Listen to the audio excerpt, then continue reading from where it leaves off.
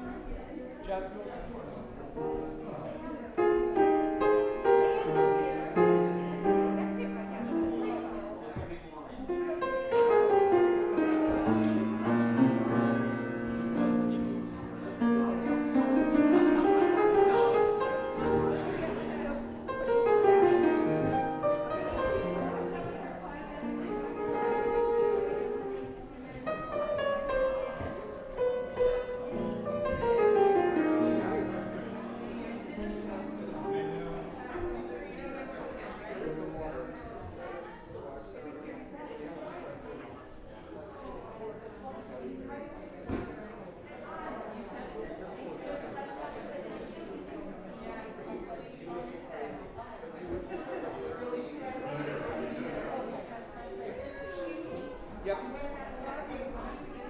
You got it.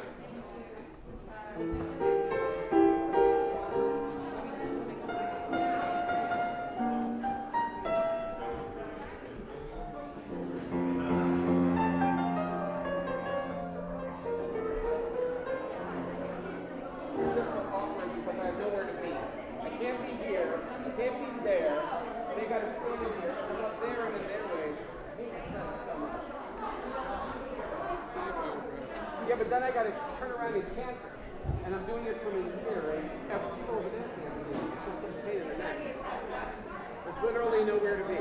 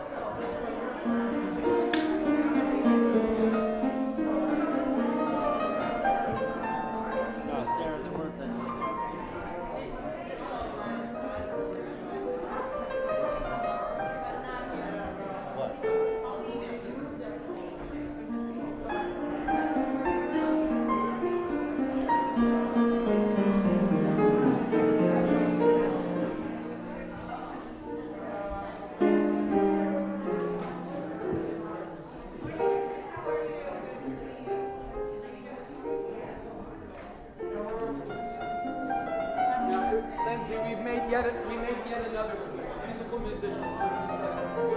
You're in the second row next to Papa.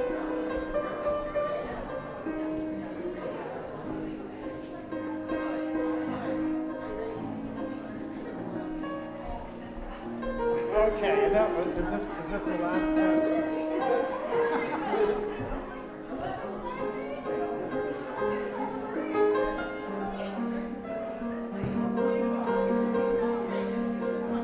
We need to save the space for the paying customers. Right? We're the band. No, we're so much more than that, but you know. Now we just need to get the people in the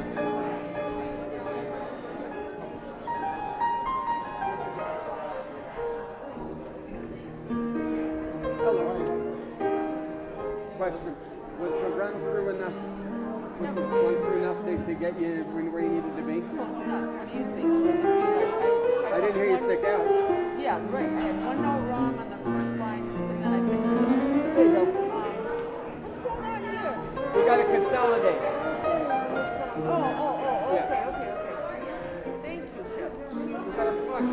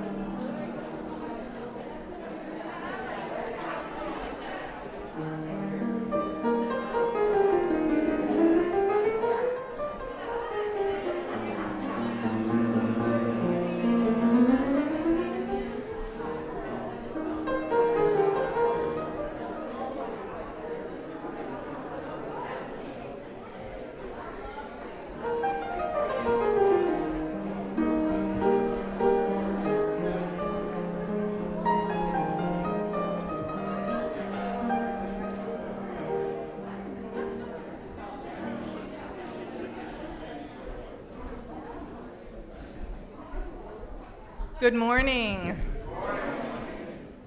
Welcome to First Parish Brewster.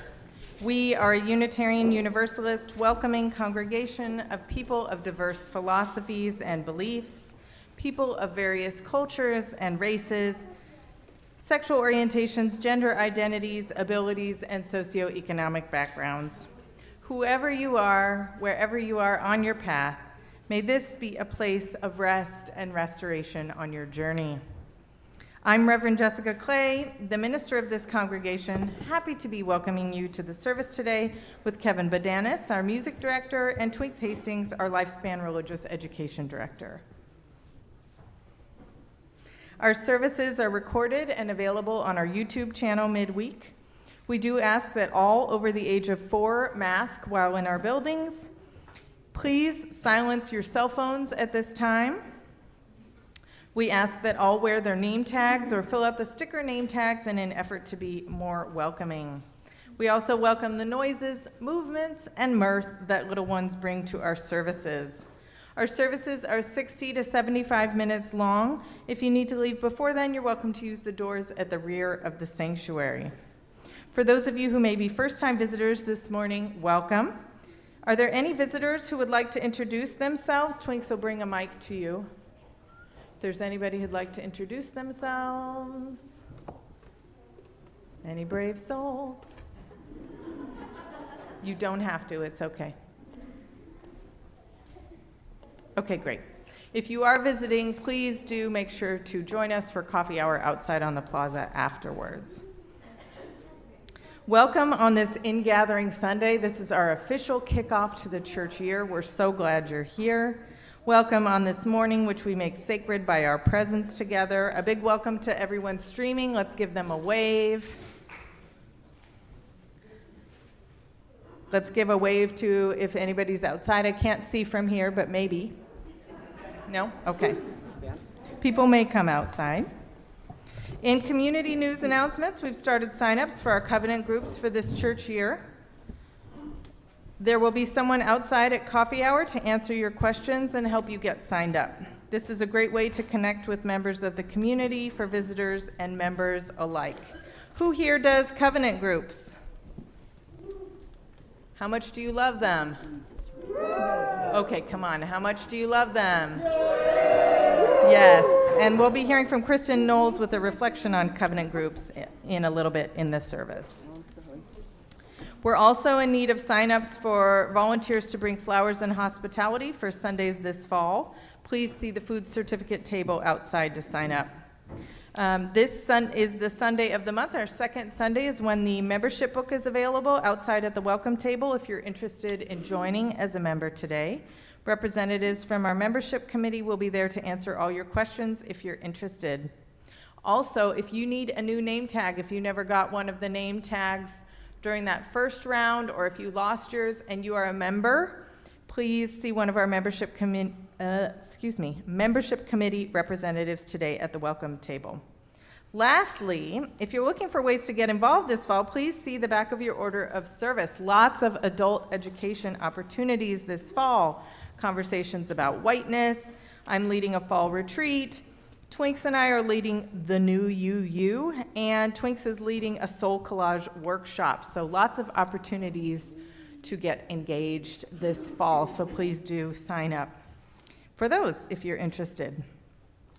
Next Sunday, you're invited to join myself and Worship Associate Elenita Muniz as we lead a service looking at who is welcome.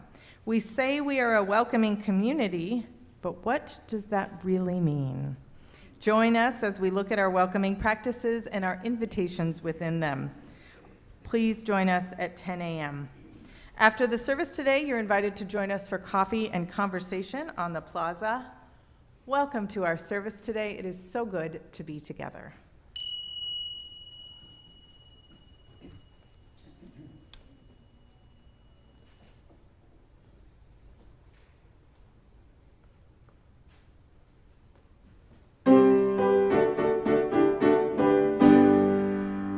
See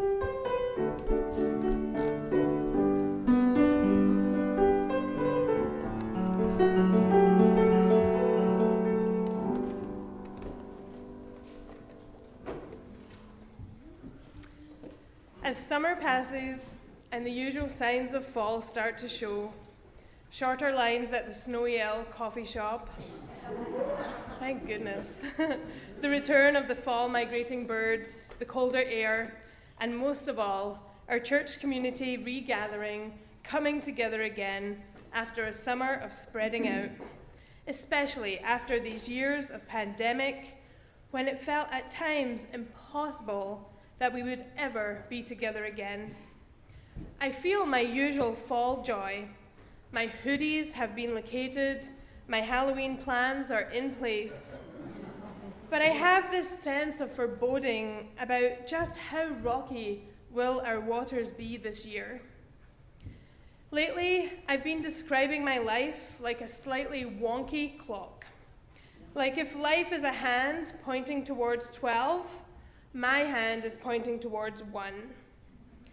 Everything is somewhat starting to feel typical again, and yet everything is slightly off. I don't disinfect my groceries anymore, or feel fear being outside my house, or in seeing people. But if someone coughs, I'm sidestepping it to the nearest exit. And if I cough, I'm yelling to everyone in the office, I tested, it's not COVID, it's just my weird vocal cord spasm. I'm starting to see friends again, but relationships have shifted. Years have elapsed, but things are fine, wonky, but fine. And some of the things I used to find deep joy in, I don't anymore. And some of the things I used to resist, alone time, for example, I find deep comfort in now. So I'm starting to think that maybe the clocks of the world are not wonky after all. Maybe I, and every one of us, have just been changed by what we've been through and continue to go through in this, our beloved community. With COVID, national politics how they are, and the death of Rev Jessica's beloved Penelope Ann. And maybe, just maybe, my hand will just now always point towards 1 o'clock, and that's what the new normal is for me. The passing of Queen Elizabeth on Thursday has me rattled, even though I'm a staunch Scottish nationalist, believe the time for the monarchy is over, and as a British citizen, I feel responsible for my part in the reparations of colonialism. But I still feel a loss for a woman who has been a constant presence of stability as a head of state. She never once shared a political opinion or a late-night Twitter rant.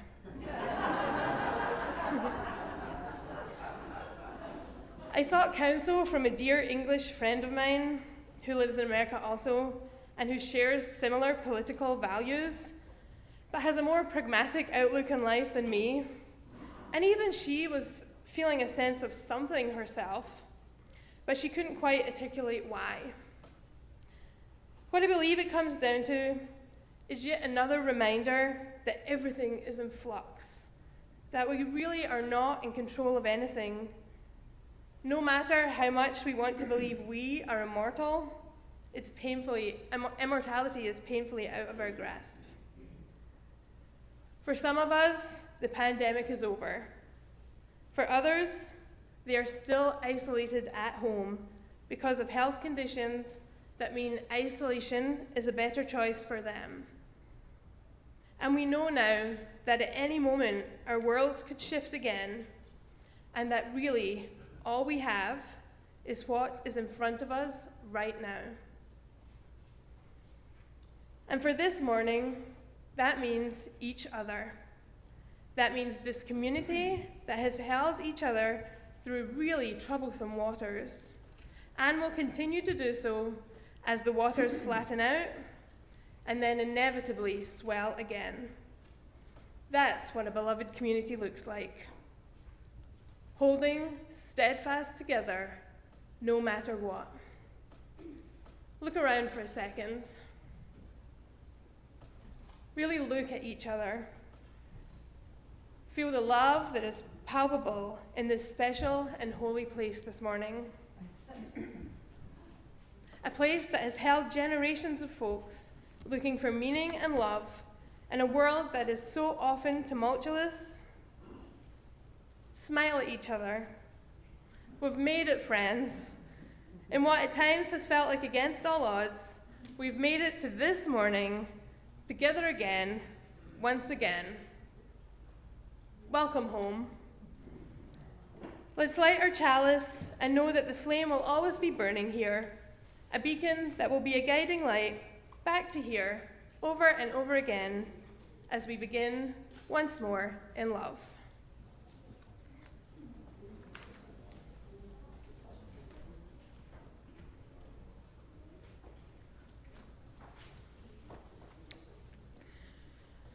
And now we'll take a moment and light another candle, recognizing that today is the 21st anniversary of the September 11th terrorist attacks. Will you join me in a moment of silence for all the lives lost that day, all the lives forever changed?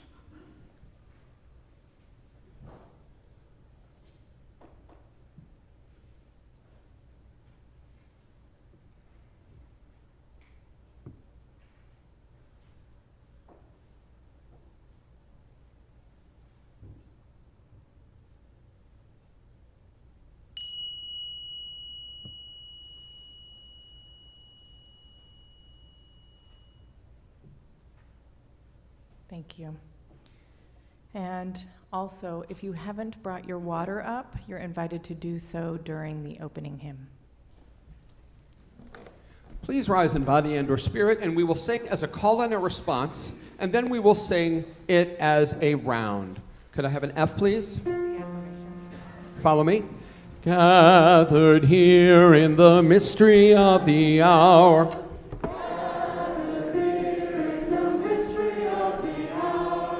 Gathered here in one strong body. Gathered here in one strong body. Gathered here in the struggle and the power. Spirits draw near. Now you.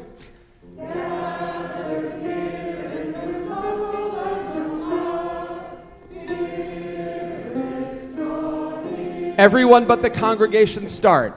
Gathered here in the mystery of the choir. Gathered here in one strong body.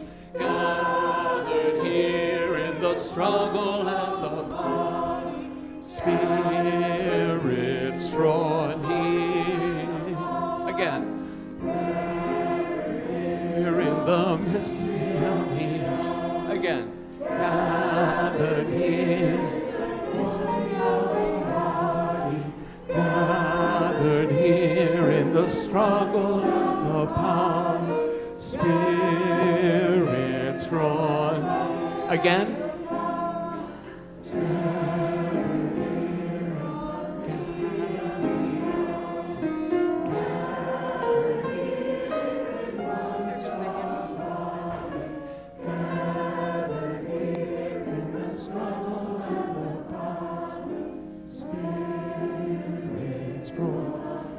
Sing spirits draw near again.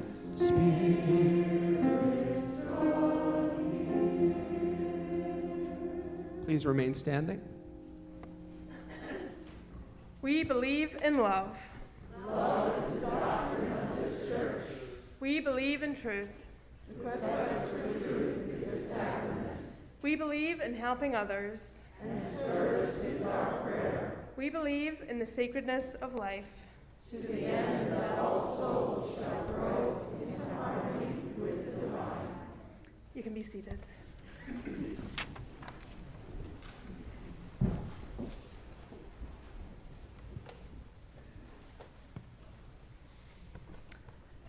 So this morning, you've all been asked to bring up your water and add it to these bowls.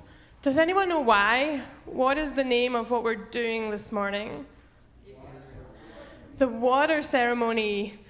And something I've been learning this year, and I'm in a class learning some more about it, is some of the stories about our faith, our UU faith. And so this morning I want to share the story of the water communion and how it came to be. Did anyone know how the water ceremony came to be?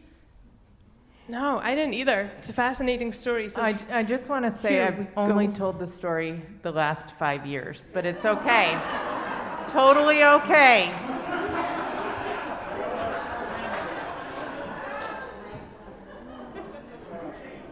Today's refresher remediation class for all of us. All right, so that's hilarious. And breathe. Each of our Unitarian Universalist rituals and traditions has an origin story, a tale of how it came to be. And so it is with our water ceremony. It's important to be reminded every year of the sacred meaning of this ritual. And so that's what we are going to do now together.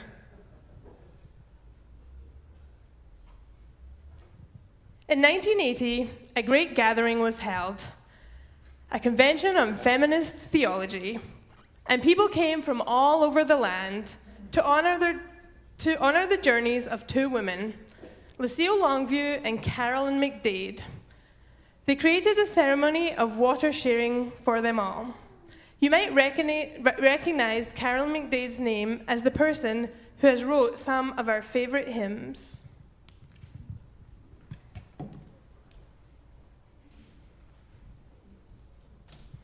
I skipped a page.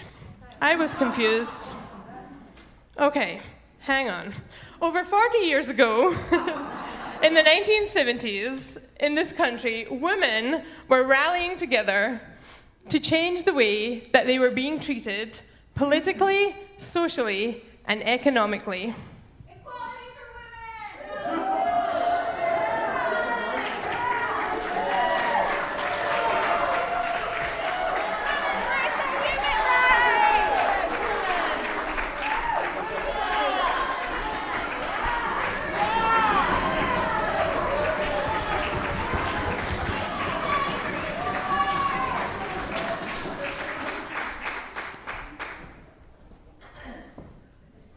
Thank you, women.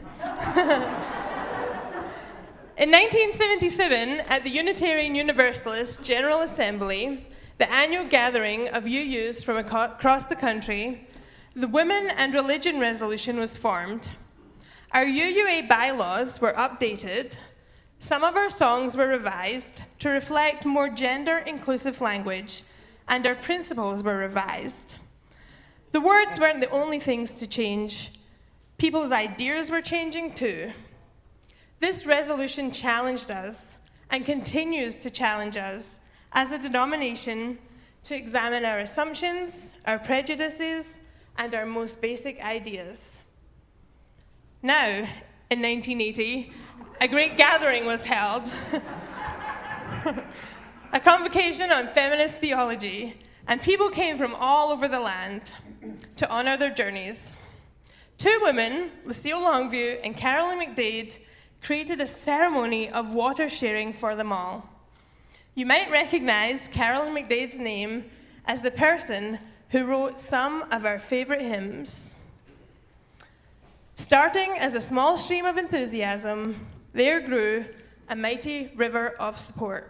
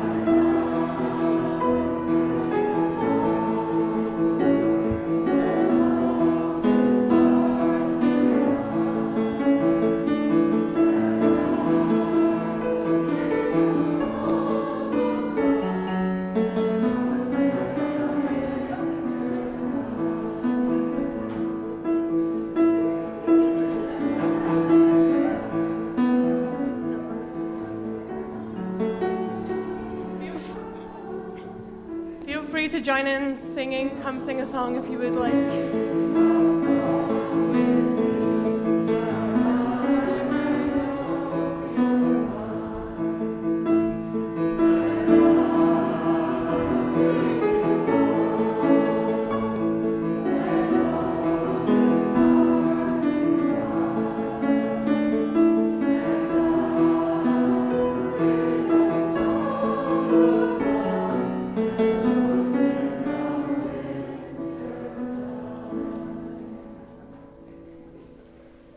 All right, we had our small stream of enthusiasm.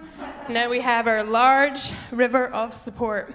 Fun fact, Cape Cod is sold out of blue confetti ribbon, paper ribbon. Everything, slightly at 1 o'clock. From the mouth of the Mississippi River, from the Atlantic and Pacific, the people and the waters came. From the mountains and the deserts, from rivers and streams, from drops of rain, the women and the waters came. In a circle of hundreds they gathered, in a circle of hundreds they sang. In a circle unbroken, they listened to each other's stories, and they listened to the waters as they fell. So, we don't have any rain today to listen as it falls. So as tradition dictates, we haven't done this for a moment, we're going to create our own storm to listen to. So here's a refresher for those of you who need a refresher, and for those of you who haven't done it, we're going to create a rainstorm in here. So there's a few actions. The first is just clicking your fingernails together. The next is rubbing your hands together. Then clicking your fingers, then clapping your hands, then slapping your hands on your thighs, and then stomping your feet. Okay? Good. Everyone likes the thunder. So I'm gonna start on this side, and as I move across, you start with just the first, and as I pass you, then you start. So they'll start, you won't be doing anything till I come in front of you, okay? And then when I get here, you're all still going to be clicking, but then this side is going to start doing this. And then as I move across, you'll all start. You'll still be clicking. And then we'll start. Everyone got it? All right. And here we go. So let's listen to our rainstorm. No, start like this, just your fingernails.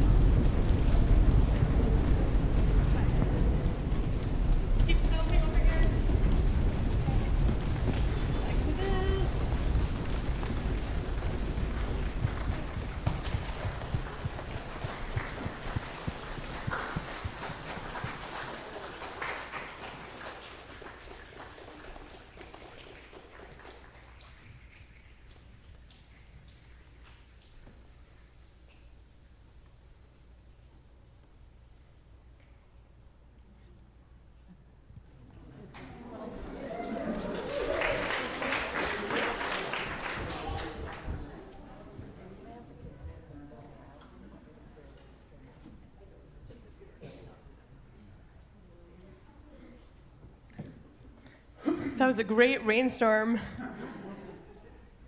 The people came forth with their water, and those waters from all over the land, and they mingled the waters in a great earthen bowl.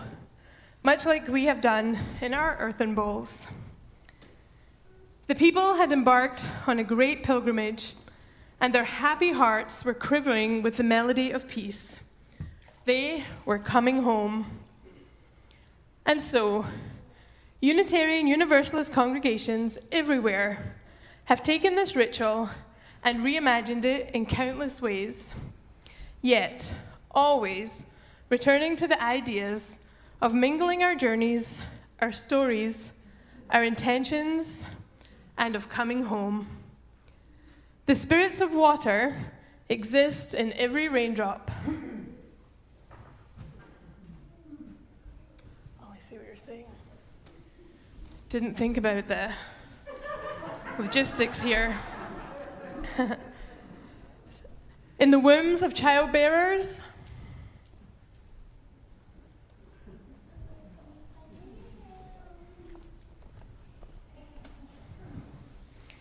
in the clouds and the air we breathe,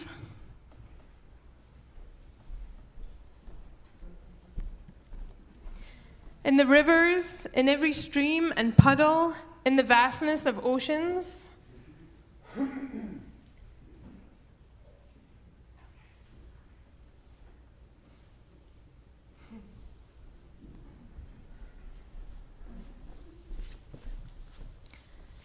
In the veins of trees.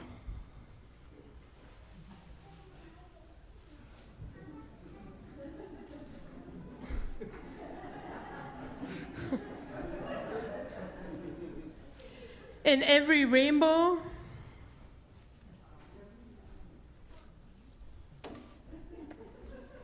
And every tear we shed for joy or grief.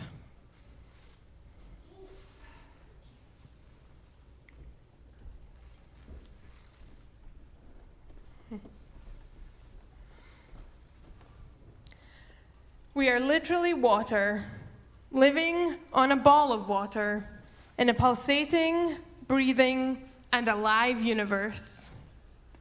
We gather today at the metaphorical river to begin our year together. Welcome home once again, everybody. Let's have a cheer for being home.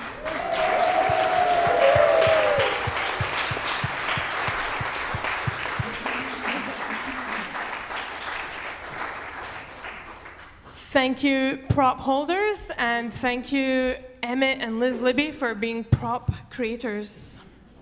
Thank you all.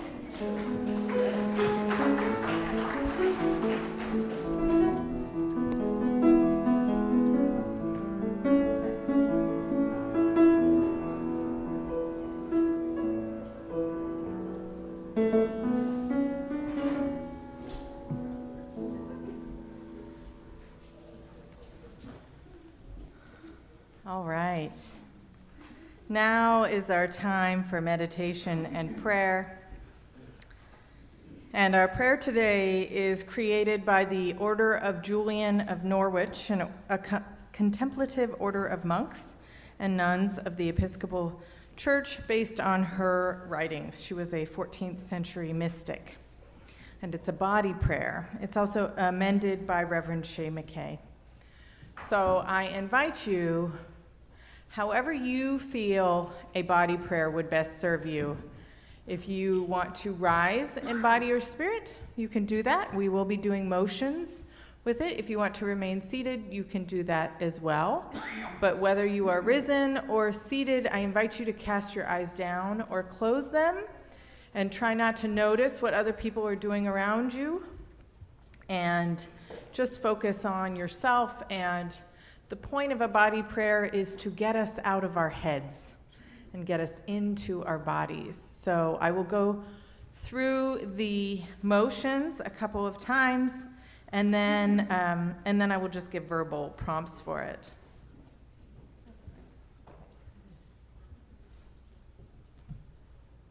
So the first motion is for the word await, and it's going to be hands at your sacral chakra. And you're going, isn't this the sacrum? Yes. Where's, back here? But what, can't you, in front, you can still get the sacral chakra, right? You could do front or back. Your sacrum is back here, that is correct, medical people in the room. I think your sacral chakra goes the whole way, I'm pretty sure. So you can just bring your hands down and breathe and remain still until you feel balanced and grounded. I'm just going to go through it, and then we will do the prayer with less words. The next motion is to allow, and your hands are going to reach up over your head, being wide open to the flow of creative thought and energy. This is allow. And the next motion is accept. Your hands together at your heart, taking in the gift of what has been given. And lastly is attend. Your hands palm up, reaching out, creating action, bringing into form into the world. So this is attend. So I'll go through them one more time. Await. Breathe and remain still until balanced and grounded. Allow. Opening to the flow of creative thought and energy. Accept. Taking in the gift of what has been given. Attend. Reaching out, creating, bringing form into the world. And now I will just go through the words a few times and we will do the motions. Await.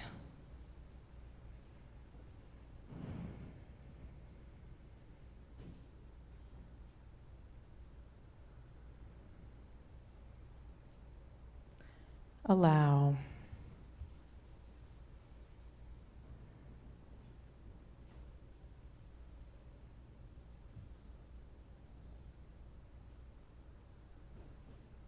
Accept.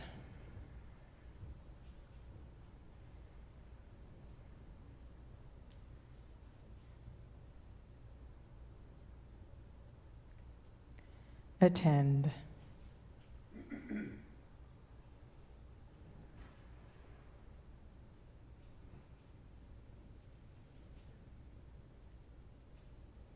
Await.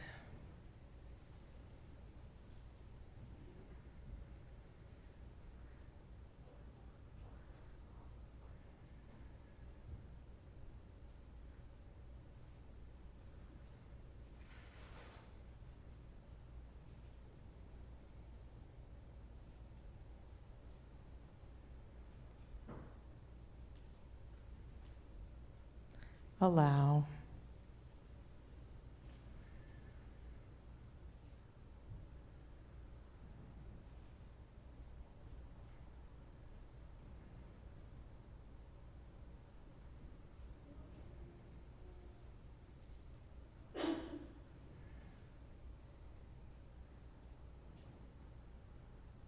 Accept.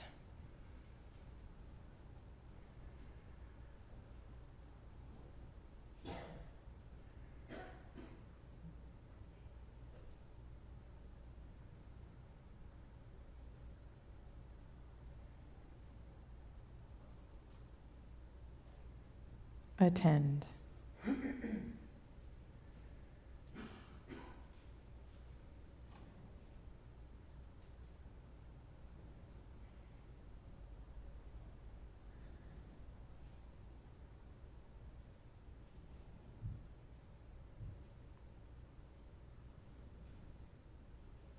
Await.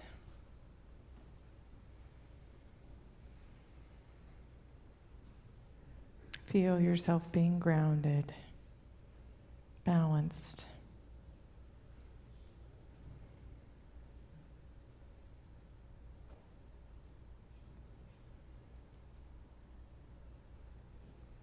Allow. Open up to all the creative energy of the universe flowing through you.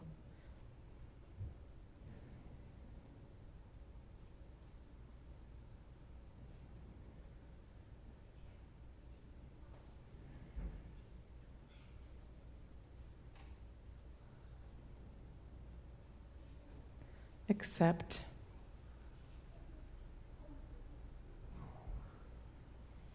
Freely accept the gifts that are given, the love and belonging and sense of home that you find here.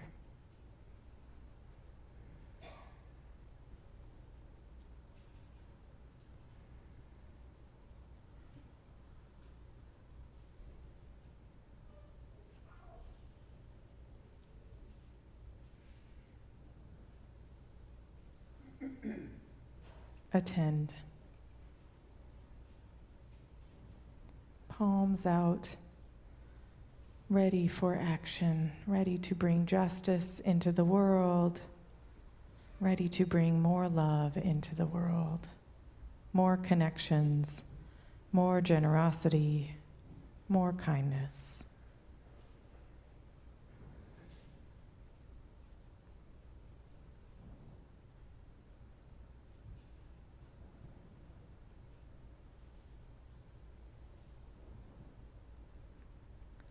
And we will now just be for a moment of silence. You're invited to stay risen, or you can have a seat.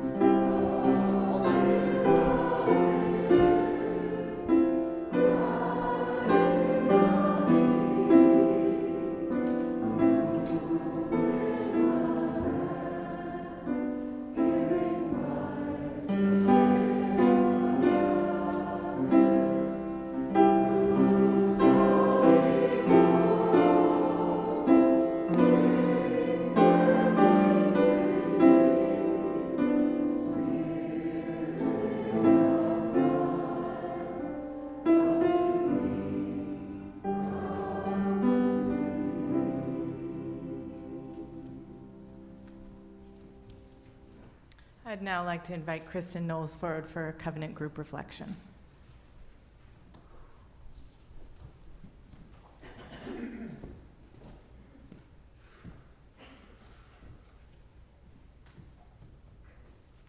Good morning. Years ago, a friend and I were discussing how we sometimes felt awkward coffee hour, only enough time to briefly chat about the service or the weather or whatever, leaving us feeling like we were just on the periphery of connecting with people. She mentioned that she had joined a small group ministry and was really enjoying it. So the following year, after some expert wranglers called me over to their table, I signed up. Since that day, I've participated in small groups for 7 years. And not all the same groups. I've moved around a little bit. I don't know how you feel about it, but I find it far too easy to get stuck in the same old, same old. It's surprising how small my world can become when I'm focused on the minutia and anxieties of daily life. The small group ministry offers a safe space to reflect upon and share the things we generally don't get into in the day-to-day. It fosters a deepening. Each month, there's a theme: honesty, imagination, awakening, faith, etc. I love the Soul Matters materials that we receive in advance of our meetings to stimulate the exploration of how the theme relates to our lives. The resources are really rich: quotes and readings, activities, questions, videos, podcasts, all things which you can access ahead of time. Some months I go deep, and some months I don't get to it until the night before. It's all good. Regardless of how much you end up preparing or not, the conversation that springs from the topic is always riveting, thoughtful, and inspiring. In the small group, there's a shared vulnerability and a blossoming of empathy. There's the surprise of hearing someone else share something that we thought only we had felt. There's also the contrast found in the telling of stories from incredibly different perspectives than our own. Fascinating backstories and characters we would have never known otherwise. A sure way of reframing and refreshing our own perspectives when we're stuck in the same old, same old. Above all, I appreciate the practice of deep listening. It brings a loving and respectful energy to the room, a freedom to speak without interruption, a freedom to listen without having to respond, and a tenderness in appreciation of the contribution of each person in the room. Every time I see the faces of the people from those many groups, I am always grateful for the bonds that exist between us and for the friendships that continue to grow, building beloved community. Thank you.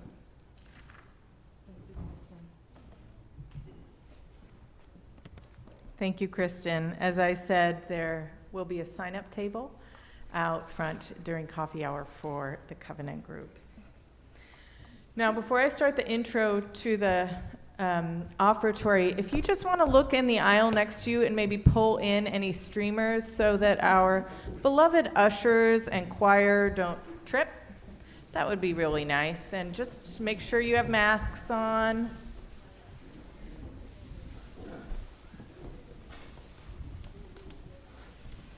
Thank you. We just want to keep everyone safe. You know. This morning's offering is a split plate with the Brewster Ponds Coalition. The Brewster Ponds Coalition provides education and helps secure funding to protect and restore town ponds. Using written materials and presentations, the Brewster Ponds Coalition also advocates for responsible regulations and policies to protect ponds, working with the town, environmental organizations, and citizens or neighborhood groups. The Brewster Ponds Coalition seeks to facilitate pond studies and restoration work to keep Brewster's ponds healthy, safe, and beautiful. Who here loves swimming in a Brewster pond? It's pretty nice, right? So however you choose to give, we're grateful for your generosity today. There are a couple of ways you can give. You can text to give, the number's in your order of service. You can donate on our website if you're streaming in. You can mail a check or cash to the office if you're streaming in as well, or you can put a check or cash made out to First Parish Brewster in the offertory boxes that are about to go around. However you choose to give, we thank you for your generosity today. The offertory will now be gratefully received.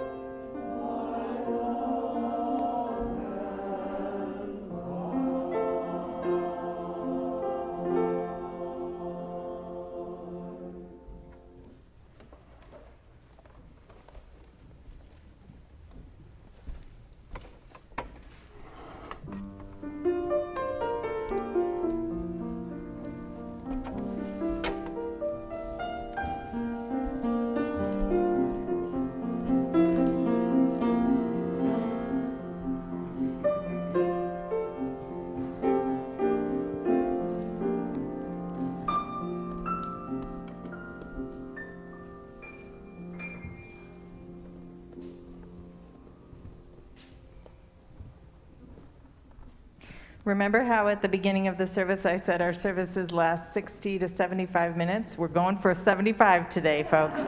So if you have any wiggles, get them out now. Does everyone have something to write with? If you don't have something to write with, Daniel will bring around pencils for you. He's in the back, so just keep your arms up because you're going to need something to write with, and keep your order of service handy so you can write on it. He's coming up from the back. Maybe people upstairs can share with each other. Are we in dire need upstairs? We okay? You need one? Can you share, or you have nothing? You can share, yeah. You're just writing down one word. You're not writing a novel.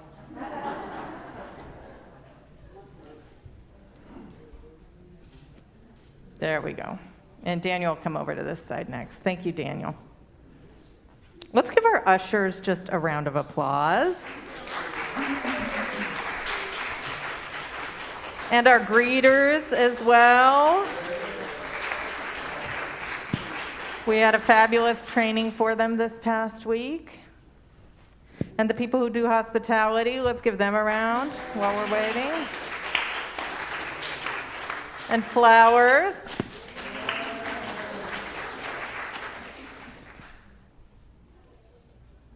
All right, perfect.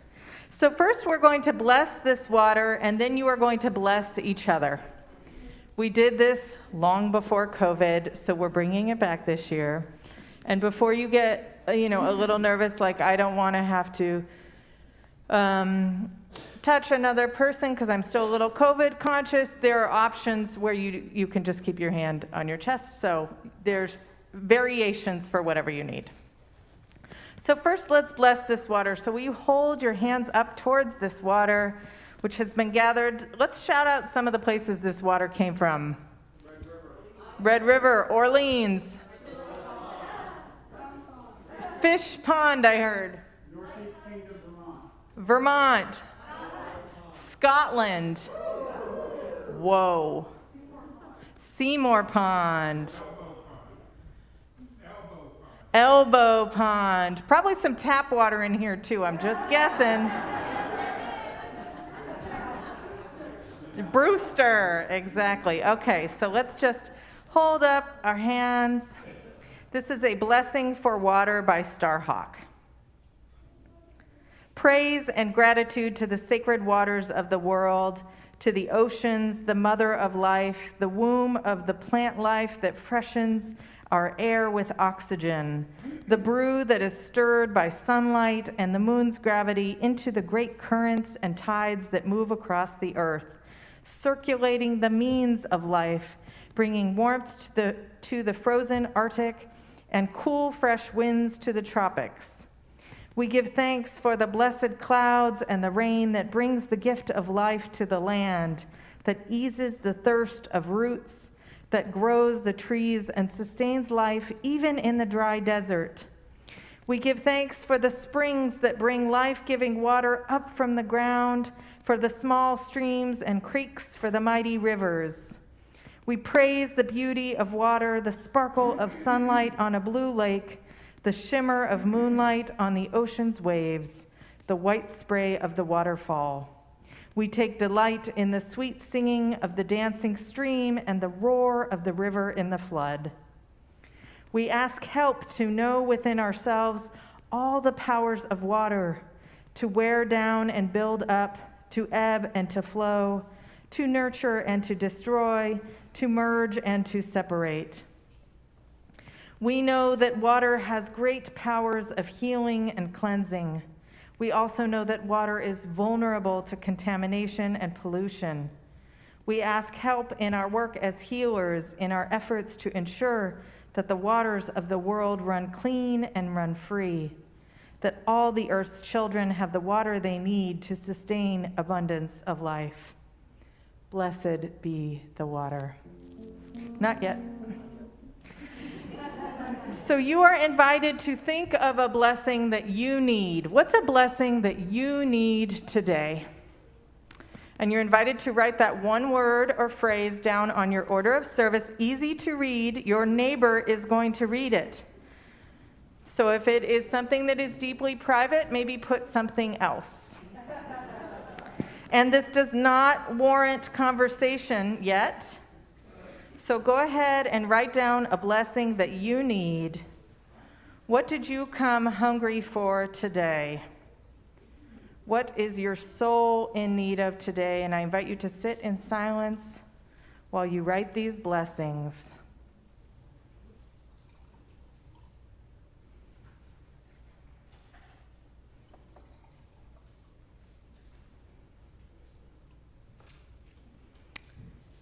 And in a minute, the ushers are going to come and get these chalices that are from a long, long time ago that we have used for other water ceremonies in this congregation. They are going to come and get them and start passing them down the aisles. And you are invited to take the chalice, one second, and dip 2 fingers in it and bless your neighbor's wrist. All you're going to do is look at their order of service. This doesn't require a story about why you need the blessing. And sometimes when we do things like this, we get a little uncomfortable, so we make jokes. We don't need that right now. Just all you need to do is show your neighbor your order of service, and they will say, I bless you with this.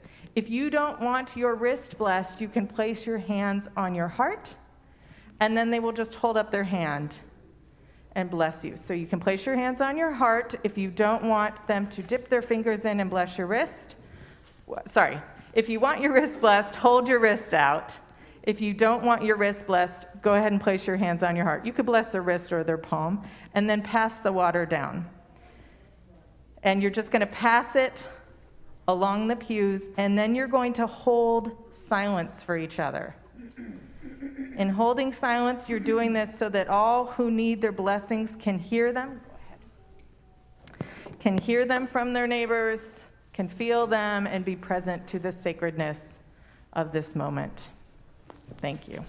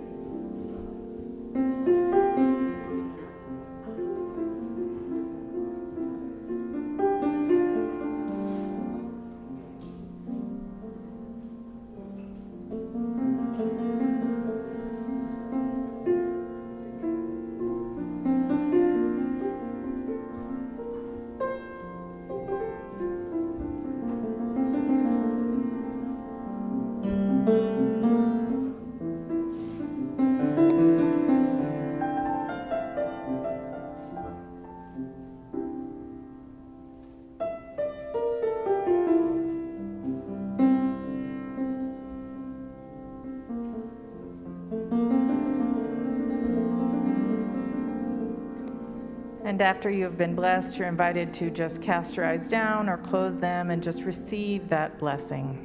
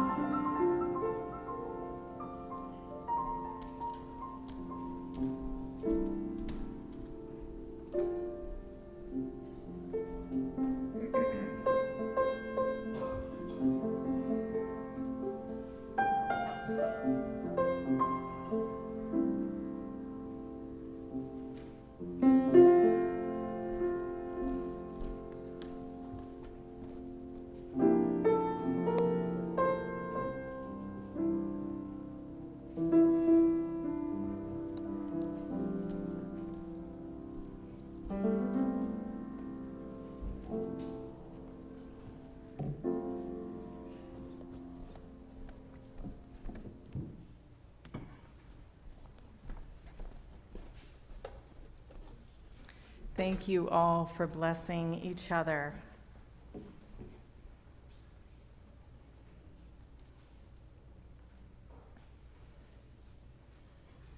We're going to do a quick round of the next song.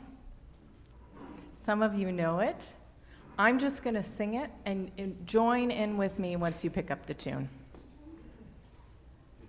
Where you go, I will go, beloved. Where you go, I will go. Where you go, I will go, beloved. Where you go, I will go. And where you lie, I will lie, beloved.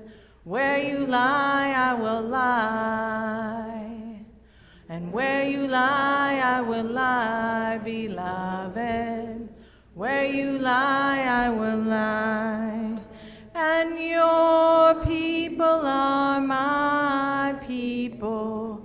Your people are mine. Your people are my people. You're divine, my divine. And your people are my people. Your people are mine. Your people are my people. You're divine, my divine.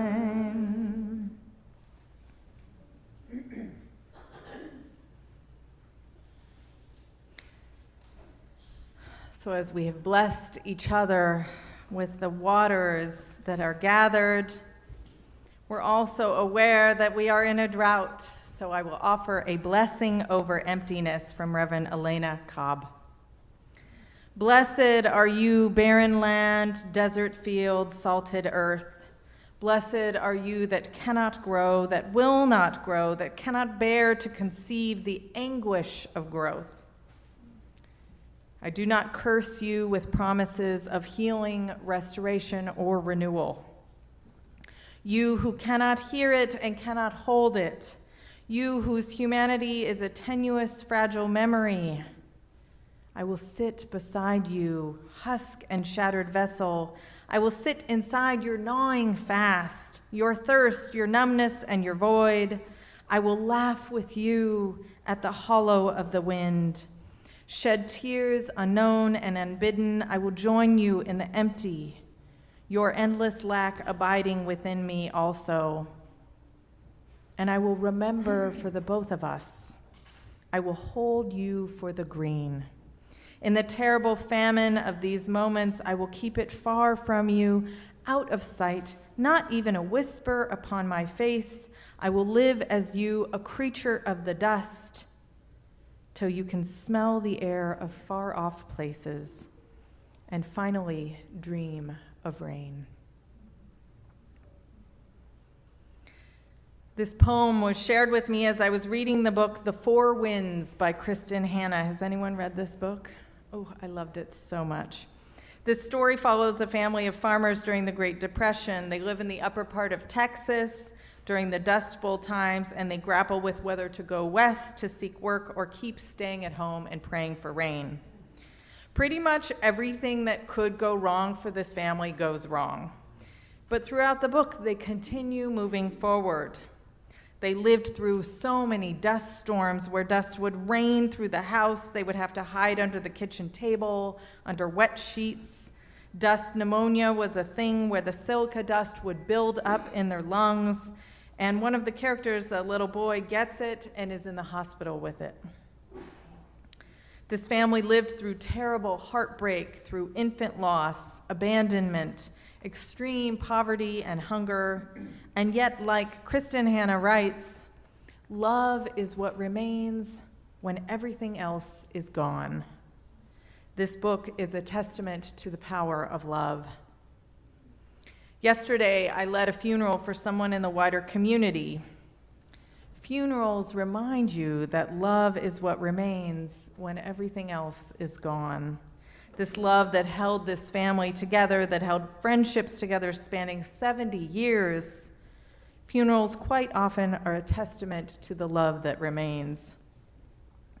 I saw a local farmer at the funeral, and we talked about the drought, about COVID, about how everything is changed. We talked about looking towards the future with uncertainty. We have no idea what kind of a winter we're going to have. I don't really trust Farmer's Almanac anymore, just for the record. I still remember the winter of my first year here in March of 2018, 3 blizzards in a row. Who remembers that winter? It was intense. And the following year, I was prepared. I looked up where I could rent cross-country skis, all the places to cross-country ski here. I was ready, and there was little to no snow. So we've been changed. We've been changed by this pandemic. Our gardens are a little bit sparse this year from this drought. Many of us are weary and look towards fall with a lot of uncertainty. We have no idea what's going to happen with COVID rates, if we'll still be able to gather with people. And I know that people are all over the place in this community with what they're doing. Some people are perfectly fine going to restaurants, unmasked, and some people are still streaming, not coming into the sanctuary. And some people are only here in this sanctuary because we are still masked.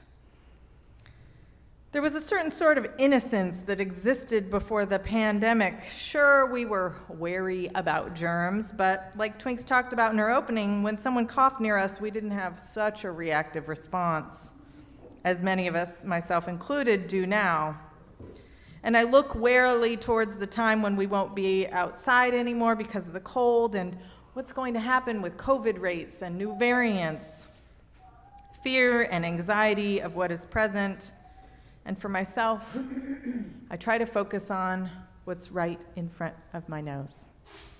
It's a spiritual practice of being present rather than forecasting an unknown future of which I have no idea how it's going to turn out. And we continue to find ways to remind ourselves that community is what matters. This past week, the Financial Futures Group met on Tuesday night. I think there was close to 20 or 30 people in this meeting, and we all went around, and each committee or board reported on what they were doing, and then at the end, Everybody had gone so fast. We had timers, we were ready. We had all this unplanned time at the end of the meeting. And what spontaneously arose was a conversation about how small groups were so important to keeping people feeling connected in this congregation. Things like small group ministry, things like the film and dinner series, dine-arounds, the choir. Finding ways to build community is what people are hungry for. And we saw this last night at our potluck and open mic. When Twinks and I were planning it, I was very nervous that no one was going to come. I pushed her for RSVPs, and Twinks is much more trusting than I am, and she was like, no, it's going to be fine. People at the beginning of the night said, how many people do you think are going to come tonight? And I was like, I have no idea. But I knew that the volunteers that I asked to do tasks would be there. And we had so many people, we ran out of chairs. We had 60 people there. Yes, and thank you to all who made it happen. Love is what remains. Love is what has remained here despite all these changes over the past few years. Love is what is holding us together and will continue to hold us as we move forward. This month, our theme is belonging. And we belong to this place. Twink said several times, welcome home. We belong to this community, to these people, because of the love that holds us together. Like the water before us, love comes from many different places, and it resides in all the nooks and crannies of our hearts, and it exists to bless us from the people next to us to complete strangers, and it reminds us that we're not alone. May you take these blessings that you have asked for and carry them on your heart as you move forward in this year together. May you remember that though we have had some tough years together, love is what remains. Though we've experienced so much heartbreak and fear and isolation, the love that holds us together, that connects us, that reminds us we're a part of something bigger, is present in this room. Can you feel it? Yeah. All right. It's present in your hearts, it's present, and the people who are watching the live stream right now, it's present for them. It's holding you when life shows its worst. But this is not a passive love, this is an active love. This is a love that asks things of you, that says you are resilient and strong. We are resilient and strong. That whatever comes in the future, we are in this together, though we will grow and change. Members of our community will join and expand as other members of the community will leave and take this love out with them into the world. And yet it still remains an anchor here in your heart, and something for you to draw upon when you need it. This active love requires you, or we could say it invites you, to tell people what you need, to reach out when you're feeling lonely and you need support, to say yes to that reach out if you have the bandwidth. This is a participatory love that all of you are welcome to. Every year after our water ceremony, I take this water, I boil it for a very long time. I mix it with all the water from the past 5 years, and I keep it in a bottle in my office. I use it to bless babies at their dedication ceremonies. And I use it to bless our dying as they are preparing to transition from this world. This blessing exists for you too. If you ever need some of this water, know that all you have to do is ask. If you ever need a blessing from me or from anyone in this community, all you have to do is ask. Though we know not what the future holds, what is assured is that the love that is between us and within us and inside of us will remain no matter what. May you rest in this love when you need it. Amen.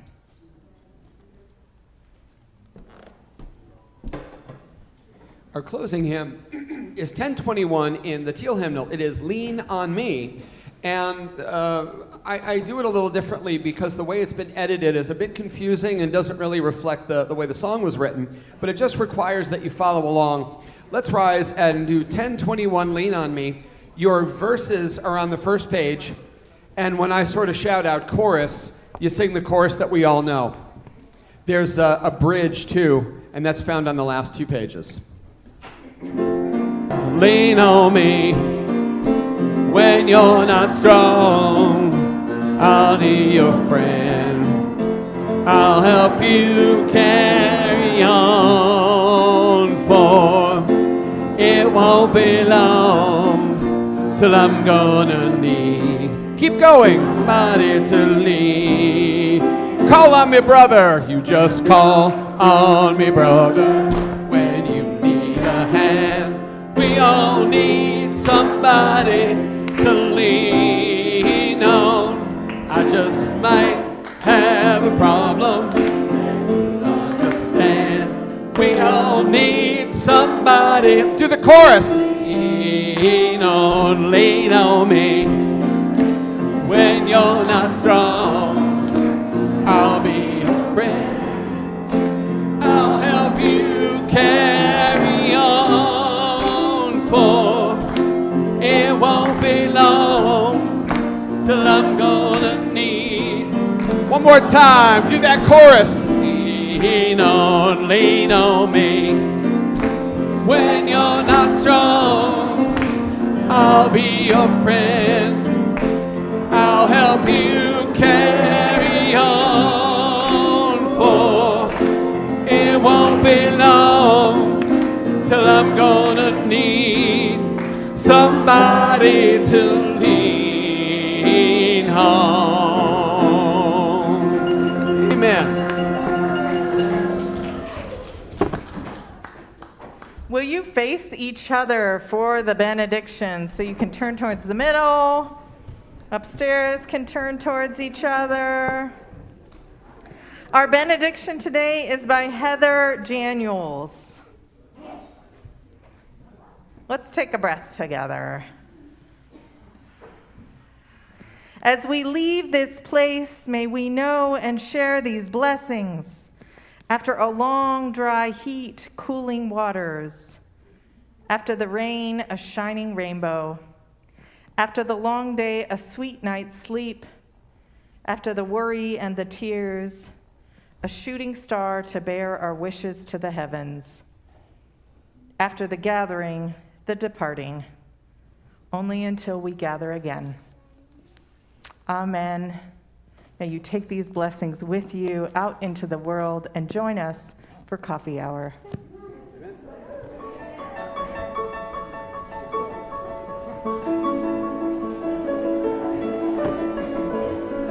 Nice job, everybody. Thank you. Terrific.